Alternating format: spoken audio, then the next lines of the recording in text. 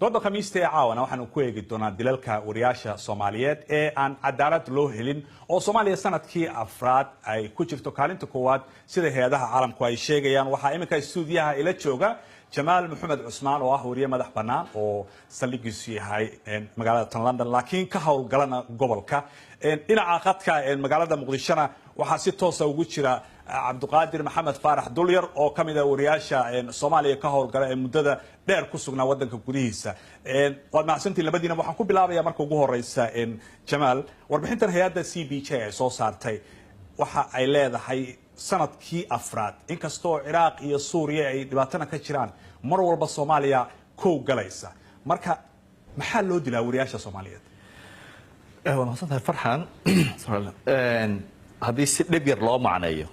dad gardaran oo wax ay sameeyeen ama wax ay qoreen ama ka hadleen ka cadhooday baa dilay. waana khalad qof wariyaa in loo dilo isagoo shaqadiisa qabsanaya. laakiin haddii aan si dheer u macnayno waxaan isleeyahay wariyaasha laftoodu waxyaalo badan oo ayna ka fiirsanin baa jira. anigoo aan lahayn wariye in la dilo waa sax, mar walba waa khalad qof wariya in la dilo. laakiin waxyaalo badan waxaa jira wariyaashu taxadaraho ay samayn karaan baa jira, waxyaalo badan ay ka fiirsan karaan baa jira oo ku keenaya dhibkan iyo dilkan baan isleeyahay. caalamka oo dhanna way jirta wariyaal waa la dilaa, laakiin waxaa muhiim ah qofka wariyaha ahi in uu war uu sheegayo una naftiisa u waayin, inuu ka fiirsado waxa uu samaynayo. laakiin ma isleedahay mararka qaar markaad eegto wariyaasha Soomaaliyeed mid kasta oo la dilaa ma la dhaawaco wax uu sheegay inaan loo dilin baa suurtagal ah oo magaciisa uu loo dilay kaliya ma soo taxadirku meesha ku jiro ma islihi waa la iska dilayaa wariye. waa suuragal wariyaal qarax ku dhinto kale way iska jiraan, wariyaal isagoo ku kale la raadinayo waa laga yaabaa in la dilo, wariyaal hay-ad ay u shaqaynayeen buu ka tirsan yahay loo dilay, waa suuragal. laakiin waxyaalaha waxaan isleeyahay inta badan dadku ayna jecelayn in laga hadlo runtana ah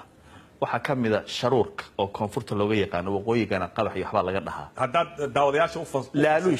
laaluushka wariyaashu ay qaataan ayaa la yidhahdaa sharuur baa la yidhaha, koonfurta laga yidhaahdaa. horeyna wax waan uga sheegay anigu,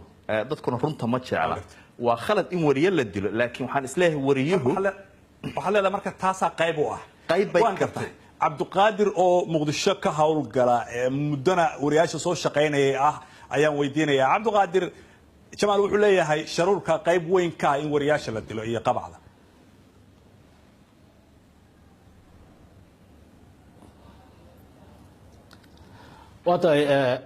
waa mahadsantahay Farxaan iyo ninka Jamaal, labadiinaba waa idin mahad celinayaa iyo BBC-daba. runtii anu ma qabo arrinta sharuurka inay sabab u tahay. waa ka weyn tahay sababta loo dilo maaragtay suxufiga. sharuurka ama lacagta laaluushka la yiraahdo de waxaan malaynayaa wax iska waadaxa oo bulshadoo dhanba de iska wada fahmi karto waaye. haddii uu laaluushka ula jeedo lacagaha la jaajgareeyo wararka ama xayeysiinimada ama maaragtay wariyuhu shaqada uu qabanayo, de taasi office walba oo maanta Soomaaliya ka mid ah ama ka jira ayay ka jirtaa. magacyo kalaba ha loola baxo isagoo sharuur u bixiyo, laakiin fududeyn ha loo bixiyo ama ha la yiraahdo maaragtay siyaabo kale. laakiin waa wax iska caadi ah. mana qaba anigu marka arrintaas inay tahay arrin wariyaasha loo dilo. arrinta wariyaasha loo dilo waa arrimo kale oo ka waaweyn. marka hore waxay kala saman yihiin bulshada ayay waxay kala saman yihiin dhibaatada iyo mushkiladda. dilka waxay kala saman yihiin bulshada qaybaheeda kale kala saman yihiin. saraakiil la dilaa, dhaqaatiir la dilaa, culumada la dilaa, aqoon-yahan la dilaa, odaynimada la dilaa. Cabduqaadir marka sababta bulshada figure ka mid ah waaye. marka taasay ku imaanaysaa kulay dadka. hadda soo koobto sababta loo dilo maxay tahay marka Cabduqaadir?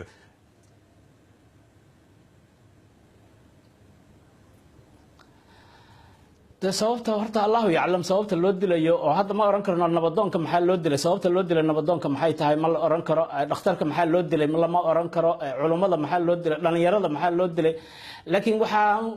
u soo koobi karaa inuu yahay suxufigu qof bulshada magac ku dhex leh, qof shaqaynaya, qof saameyn leh, qof haddii la waxyeeleeyo ay bulsho fara badan dareemi karto ama ay ka saameyn karto.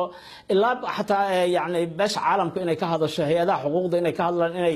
ilaa maaragtay wakiilka qaramada midoobay ka hadlo, inay maaragtay madaxda sare dalku ka hadasho. waa qof un magac leh, magacaas uu leeyahay suxufiga ayaa loo dilaya maahan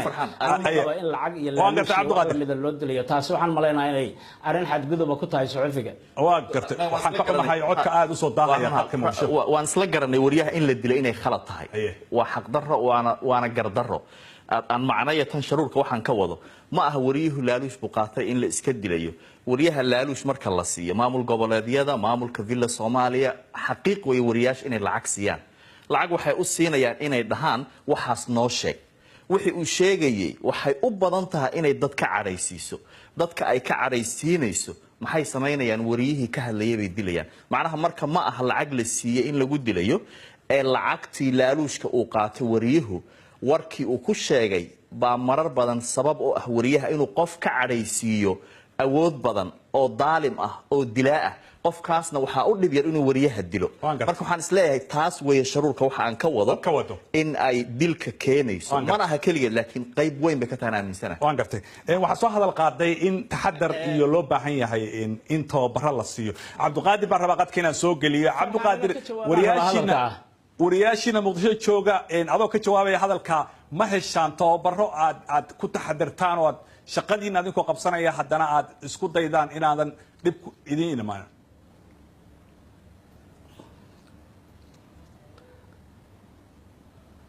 waxaan u malaynayaa wariyaasha Muqdisho hadda aniga kolley hadda matalaya aniguna experience 28 sano ka badan ayaan saxaafadda ku jira waa dareemi kartaa malaayiin journalism inaan qaatay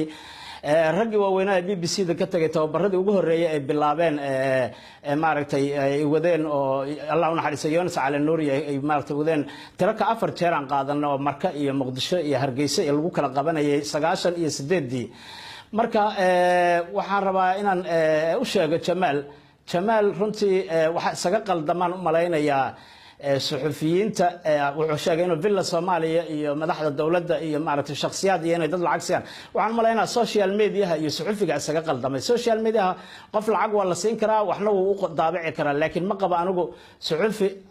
madaxtooyada ama villa Soomaaliya intay lacag siiso waxaas ii sheeg tiraado ama inta hebel lacag siiyo waxaas ii sheeg yiraahdo saxaafaddu waxa u malaynayaa stationka ama idaacadda ama TV-ga policy uu leeyahay editorial uu leeyahay wuxuu leeyahay tafaftir uu leeyahay mararka qaar qaladaad waa ka dhacaan laakiin ma u malaynayo inay qof laaluushkiis ku shaqeeyaan way u xayeysiin karaan mararka qaar doorashooyinka iyo electionada waa aragteen oo malaynaa in loo saaro taasina waa business laakiin ma u malaynayo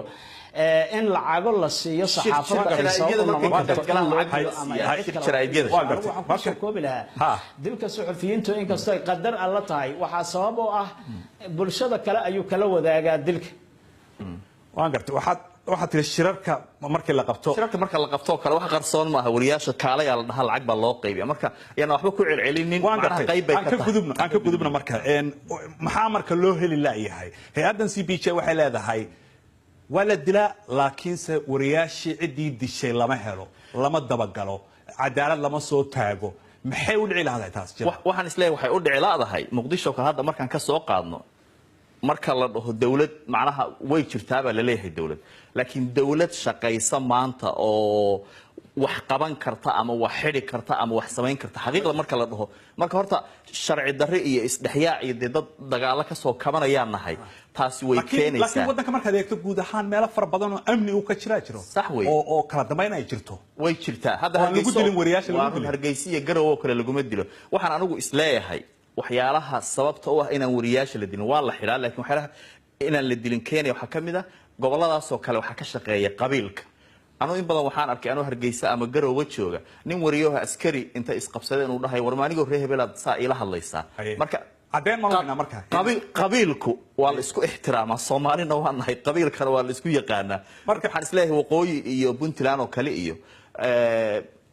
sababaha ma dhihi karo 100% laakiin anu indhahayga waxaan ku arkay laakiin saas oo waa la xiraa qabiil waa la xiraa laakiin lama dilo dilkii xarig uu kale aan su'aashaas weydiiyo Cabduqaadir adina ku weydiiyo maxaa marka loo heli laayahay nidaam ba meel walba Soomaaliya ka jira cadaalad in la hor keeno wariyaasha la dilayo dadkii dilay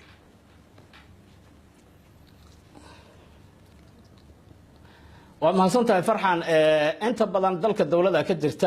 دولة فدرالك أما دولة هورها أهاتو أما دولة هذا الشقين ساعاتو runtii way dadaalaan waxa jira suxufiyiin fara badan oo la dilay oo dadkii dilay la soo qabtay oo maxkamad la saaray oo la toogtay cadaaladda la marsiyaa jira kuwa qaarkood hadda xirana jira oo gacanta lagu hayo kuwa aan loo soo qaban wali oo cadaaladda aan la marsiin waa ay jiraan taasina waa qayb ka mid ah bulshada maaragtay falalka ka dhacaya dambiilaha mar walba laguma guulaysto laakiin dadaala socda dowladuna way dadaashaa waana la soo qabtaa deegaanada kale to amniga ah sida dhinaca Somaliland iyo Puntland iyana hada iyagana waxa weeye saameynta colaadeed ama saameynta ay dadka wax falalka geysanaya ay ku leeyihiin koonfurta ayaa xagga ku yar waqtiga naga dhamaanaya waa soo ganaanadayna ugu dambeyn maxaa xal ah baad leedahay anu waxaan isleeyahay qofka wariyaha ah yes dad baa kambaniyadan iska leh dad baa ka faa'iida wariyuhu inta badan waxay u badan tahay inaan hataa mushahar fiican la siinin in uuna naftiisa u halaagin war uu samaynayo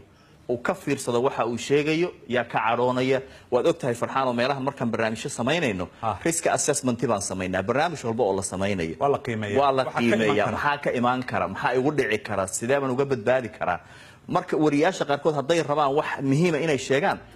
magacooday ka dayn karaan ama dad kale u gudbin karaan siyaabo badan waxaa jira loo badbaadi karo aad iyo aad baad u mahadsan tahay Jamaal Cabdiqaadir Maxamed Faarax Dulyar adiguna aad baan kugu mahad celinayaa inta ayaan ku soo gabagabaynaynaa barnaamijkeena caawa oo aan kaga doodaynay dhibaatada haysata wariyaasha suxufiyiinta Soomaaliyeed intaan mar kale dib u kulmayna dhamaantii waxaan leenahay habeen wanaagsan